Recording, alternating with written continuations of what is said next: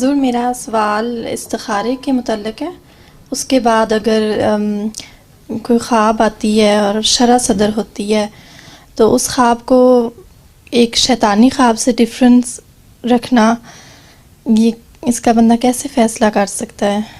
بات یہ ہے کہ استخارہ کے لیے تم اس لیے کر رہی ہو کہ تمہیں ضرور خواب آئے، تو غلط ہے۔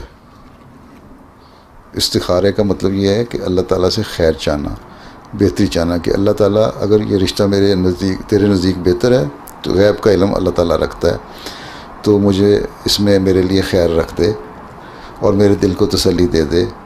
تسلی کے مختلف طریقے ہیں۔ بعض لوگوں کو خواب آ جاتی ہے، اچھی خواب ہوتی ہے جس سے دل کو تسلی ہوتی ہے، خوشی پہنچتی ہے، انسان سمجھتا ہے کہ یہ خواب میرے استخارے کا جواب ہے اور میں کر لوں، اور پھر دل کو تسلی بھی رہتی ہے۔ بعض وقت خواب نہیں آتی لیکن دل کو ویسے تسلی ہو جاتی ہے، انسان خوش ہوتا ہے اور تسلی ہوتی ہے کہ ہاں یہ رشتہ جو ہوا ہے میرے لیے بہتر ہے، ٹھیک ہے، تو وہ کر لینا چاہیے۔ بعض دفعہ یہ بھی ہو جاتا ہے کہ انسان سمجھتا ہے کہ خواب آئی ہے، خواب بظاہر اچھی ہوتی ہے اور انسان ڈاواں ڈول ہوتا ہے کہ پتہ نہیں اچھی ہے کہ بری ہے، یا شرح صدر نہیں ہو رہا ہوتا لیکن خواب اچھی ہے۔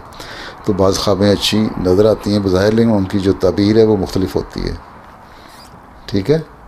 اس لیے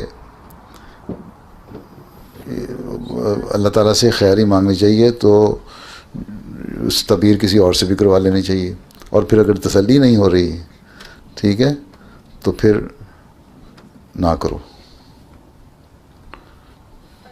شیطانی خواب کا کانسیپٹ ہے؟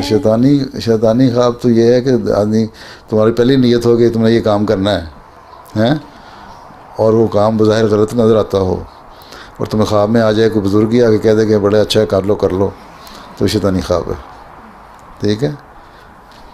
جو اللہ تعالیٰ کے بتائے ہوئے قانون اور شریعت کے خلاف باتیں ہیں، اگر تمہیں کوئی بزرگ بھی آ کے کہہ دے نا، بڑا نیک ولی اللہ، کہ بڑا اچھی بات کر لو، تو تم سمجھو شیطان ہے۔